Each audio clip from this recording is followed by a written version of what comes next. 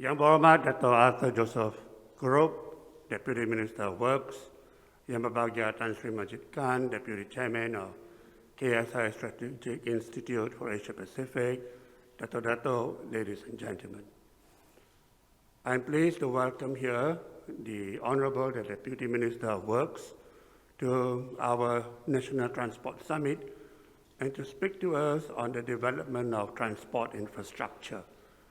We have heard earlier from the railway and port operators on how they can make their ports and their railways to be efficient, competitive, and progressive to fuel continued economic growth for the country. But we need also to continue to invest in transport infrastructure because infrastructure development is key to the sustainable development of our national transportation system. The 12 Malaysia Plan has already provided substantial investments in infrastructure development. A large part of that goes to the transport sector. So we are very happy, very grateful to have Yang Berhormat Datuk Arthur Joseph Kurup to be present with us here this afternoon to enlighten us on some of the plans that the government has made for the development of transport infrastructure. So we are happy that YB Datuk Arthur Kurup has taken time off his very busy schedule to be with us here this afternoon. So without any further ado, may I invite Yang Berhormat Datuk Arthur Kurup to speak to us. YB.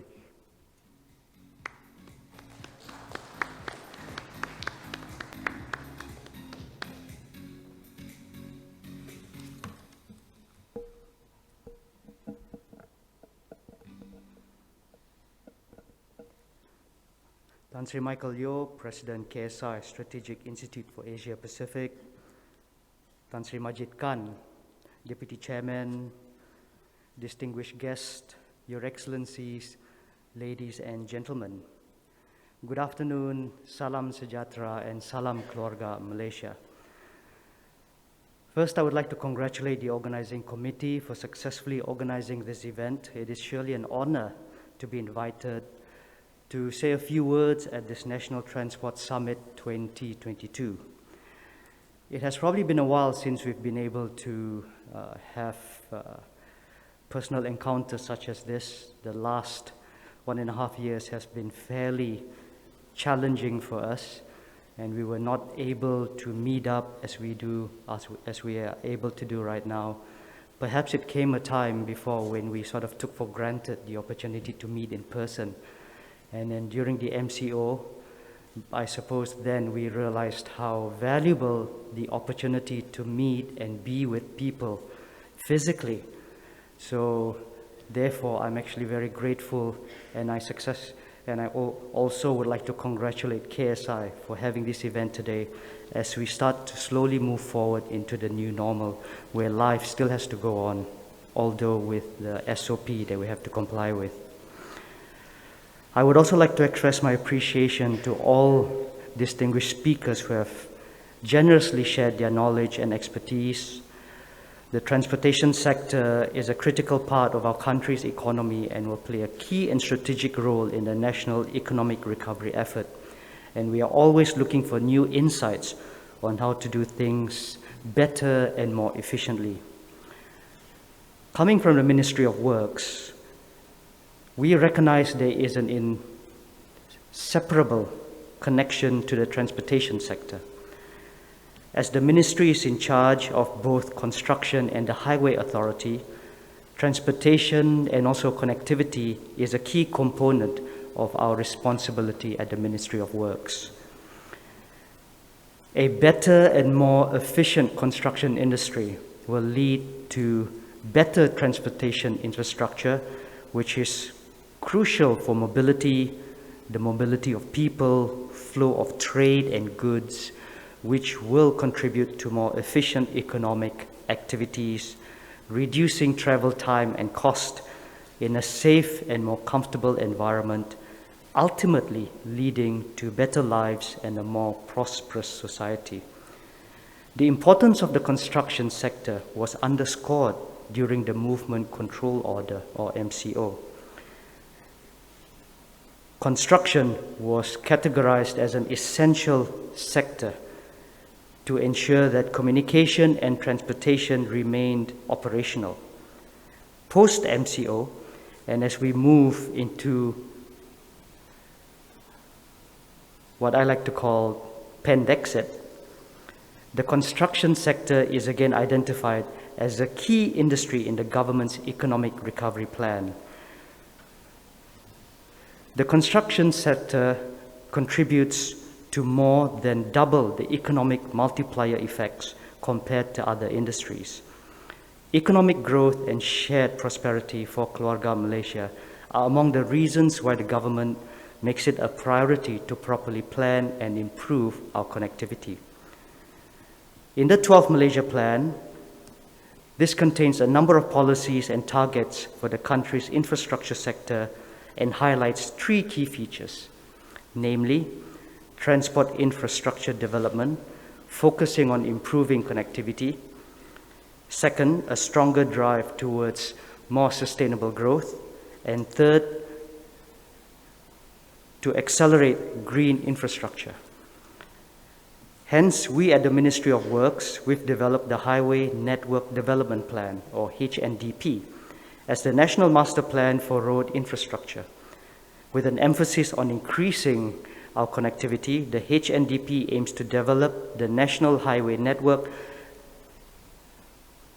that will complement the National Economic Development Plan.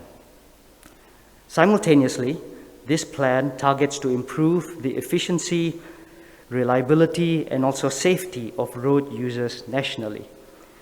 HNDP 2030 aims to promote a national and balanced transportation network. Based on the statistics from the Road Traffic Volume Malaysia report, Peninsula Malaysia has over 23.7 million registered motor vehicles. This indicates that road vehicles is still the primary mode of transport. Developing HNDP 2030 involves assessing the current road network infrastructure and forecasting traffic demand to identify the need for new road projects and also upgrading projects. This study prioritizes projects based on forecasted demand that will fit into the 12th and 13th Malaysia Plan.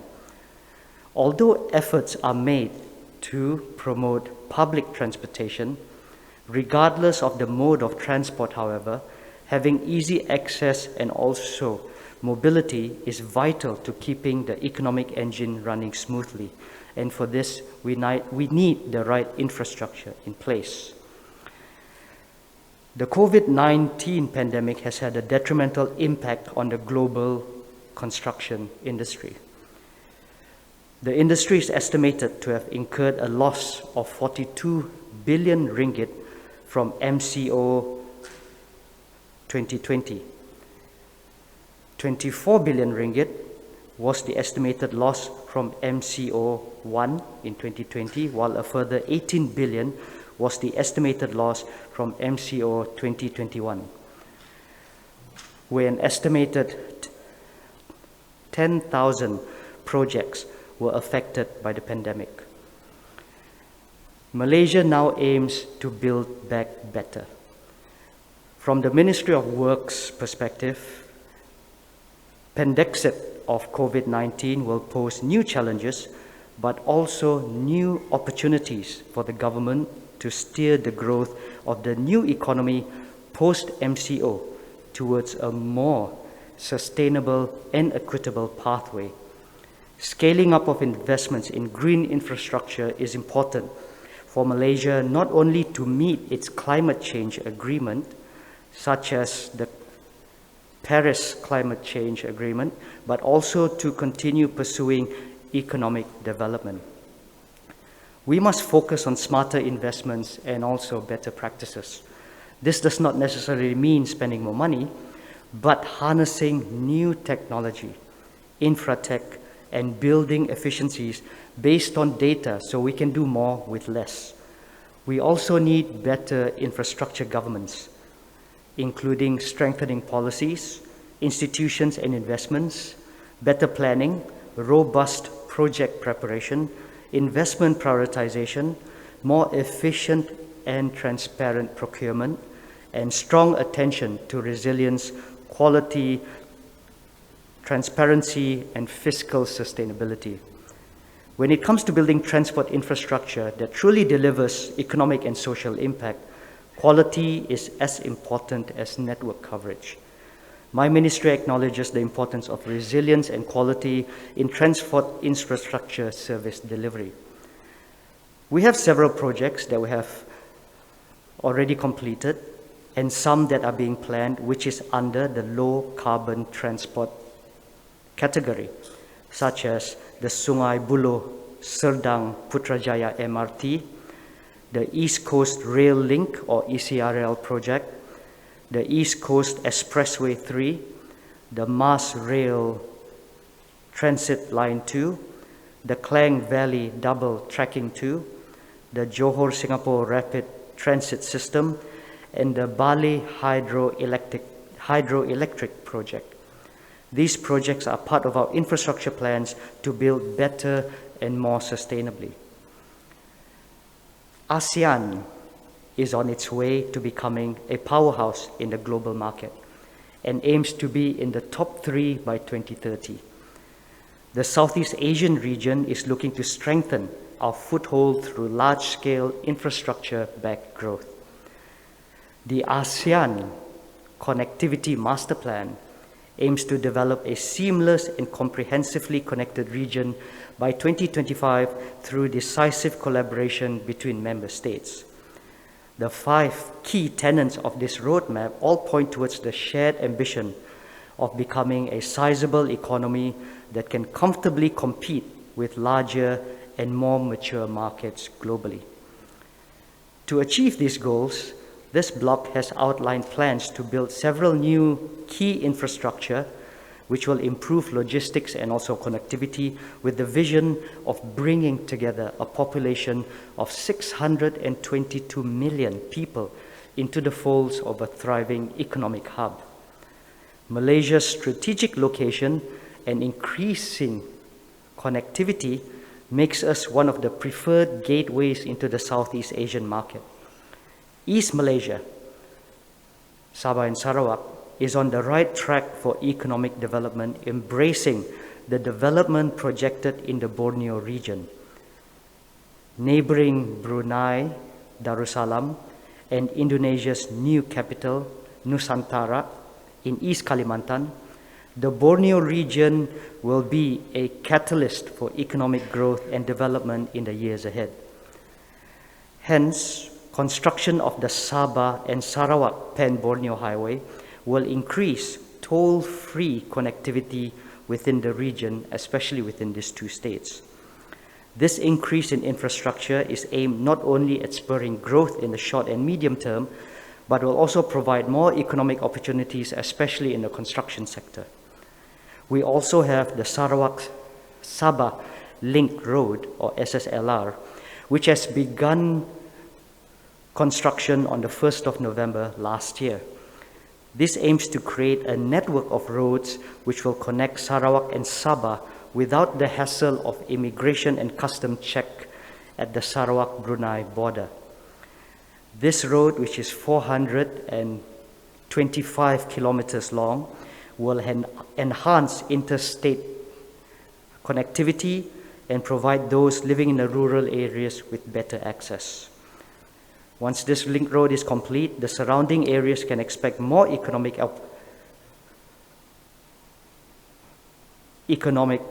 opportunities, especially in the eco and agro-tourism sectors, while providing better access to education and healthcare along the rural areas. Over the last decade, Malaysia has seen an impressive increase in container traffic through its ports, leaving behind other emerging economies in the region. Since the year 2000, Malaysia has recorded a 400% growth in container throughput, now taking up almost a quarter of all containers handled in the region. 20 years ago, this figure was only at 10%. So you can imagine how exponential the growth has been. Malaysia is strategically located where intercontinental and intra-Asian sea trade routes converge. The logistics sector has been identified as a key economic growth sector for the 12th Malaysia Plan and will require improved port capacity as well as roads to support the trade flow of goods. Hence, Malaysia is expanding the Sepangar Bay Container Port in Sabah into a transshipment hub for the BIM Iaga sub-region. This project, which is 1.03 billion ringgit, will upgrade all port facilities and equipment in Sepangar, hence will also double the container terminal's capacity to more than 1 million TEUs per year. The expansion of the container port is expected to benefit local industries as it is strategically located near agricultural and aquaculture and mineral resources and will improve sea linkages in the BIM Iaga region. Sabah is part of the sub-region's Greater Sulu-Sulawesi corridor, which also includes North Sulawesi in Indonesia and Mindanao and Palawan in the Philippines. Sepangar Port is also expected to serve as a gateway to the People's Republic of China, Japan, and the Republic of Korea. China too has increased interest in Malaysia and is doing major investments in infrastructure projects through its global development strategy known as the Belt and Road Initiative. On the east coast of Peninsula Malaysia, facing the South China Sea, we have the Kuantan Port, which allows direct access to China and East Malaysia without having to go through the Malacca Straits.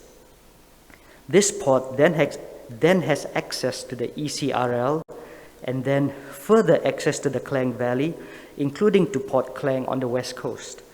Again, this shows how properly planned infrastructure can increase the network and also connectivity of people and goods.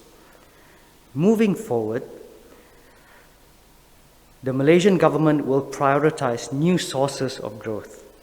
Fiscal policy will remain expansionary to stimulate the economy, with Budget 2020's initiatives focused on speeding up recovery, strengthening economic resilience, and catalyzing reforms. All these initiatives are in line with the themes and core trusts of the recently announced 12th Malaysia Plan. Despite the uncertainties, we believe the nation's economy can withstand any potential headwinds due to its strong fundamentals.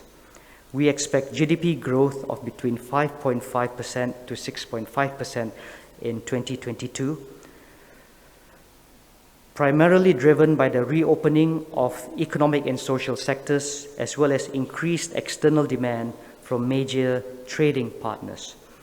Other growth drivers will include higher commodity prices such as palm oil, improved labor market conditions, and rapid transition to digitalization and the implementation of infrastructure projects with high multiplier effects, while making sure we embrace the new economy post-MCO.